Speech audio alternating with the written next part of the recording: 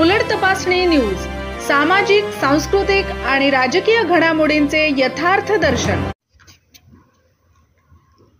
जिल्ह्यात झालेल्या मुसळधार पावसामुळे भिडी पुलगाव मार्गावरील भिडी पाणीपुरवठा विहिरीजवळील वळणावर नाल्याला आलेल्या पुराच्या पाण्याने डांबरी रस्ता पूर्णपणे खचला असून त्याला मोठे भगदाड पडले असल्याने या मार्गावर कोणतेही मोठे जड वाहन गेल्यास अपघात होण्याची शक्यता नाकारता येत नाही।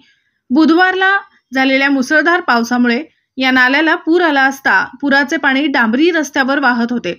यात आतून डांबरी रस्ता कोरला गेल्याने त्याला मोठे भगदाड पडले।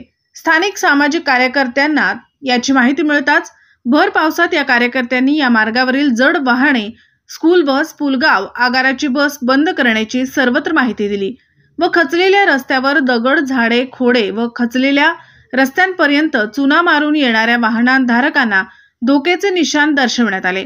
सोबतच याकडे सार्वजनिक बांधकाम विभागाने त्वरित लक्ष द्यावे अशी मागणी करण्यात आली। भिडी ते पुलगाव हा मार्ग मोठा वर्दळीचा असून या मार्गावरील 5 ते 6 गावांचा संपर्क भिडी असून यांचे दळणवळण असून यात शाळेचे विद्यार्थी, शिक्षणासाठी रुग्णालय, बँक व येथूनच राष्ट्रीय महामार्गावरून तालुका, जिल्हा ये-जा करावी लागतात। या मार्गावर 12माही पुलगाव आगाराची लालपरी शालेय विद्यार्थ्यांच्या स्कूल बस ये-जा करतात। त्यामुळे या मार्गावरील भिडी पाणीपुरवठा विहिरीजवळील वाहत असलेल्या नाल्याला बुधवारला पूर आला व वळणावरील डांबरी रस्ता पूर्णपणे खचून गेला। त्यामुळे या रस्त्याला मोठे भगदाड पडले, जे अपघातास निमंत्रण देत आहे।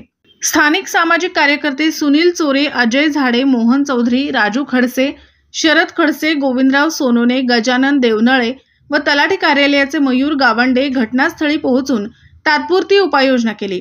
मार्गावरील ग्रामखेड्यांच्या नागरिकांनी या मार्गाची त्वरित दुरुस्ती करून मार्ग सुरळीत करावा अशी मागणी केली आहे। राजू वाटाणे, उलट तपासणी न्यूज, भिडी।